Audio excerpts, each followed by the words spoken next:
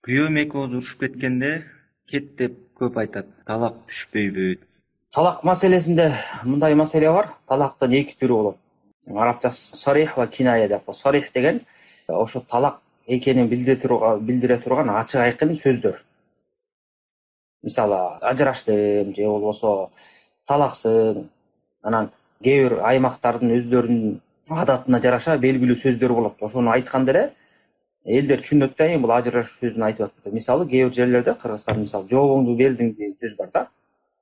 Жообуңду бердим деген алар уже түшүнөт, аял эркектери бул жанагы талакты айтып атат. Мындай ушундай сөздөр муну сарих деп коет.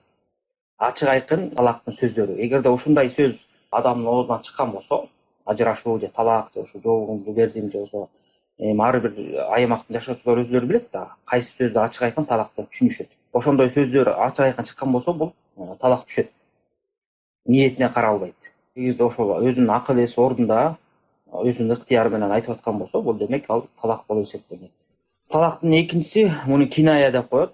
Бул ошо ажырашуу маанисинде айтылган сөздү ичине камтыган жана ошондой эле башка маанини да ичине камтыган сөздөр да. Мындайча айтканда, ажырашууну дагы же башка мааниде ичинде камтыган ачык айкын билинбеген сөздөр. Мындай нерселер адамдын ниетине кайтат. Анан эгерде жанагында суроодо келгендей, мисалы, кет деп айтып атпайбы, ошондо эгерде талак ниетинде ошо ажыраштым деп ошондой максатта айткан болсо, талак түшүп калат. Эгерде жок андай эмес максатта айткан болсо, анда талак түшпөйт.